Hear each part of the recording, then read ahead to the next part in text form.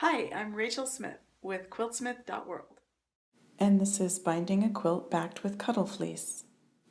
I made this beautiful applique quilt from a pattern from Wendy Gratz at Shiny Happy World, and it's backed with this really soft Cuddle Fleece, and I was worried about how to bind it, but it turned out to be pretty easy. So here you can see I'm turning the binding, and I'm partway through, so I'm just going to put the needle into the Cuddle Fleece, and you kind of catch the fabric that the fleece is bound into, and it's not that hard to do.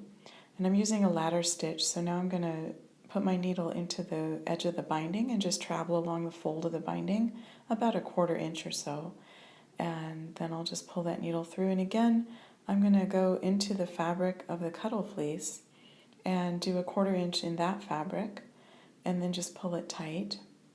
And it's actually going to make this really nice clean edge. You can see I kind of moved the fluff away from the needle, but that was just so I could see what I was doing.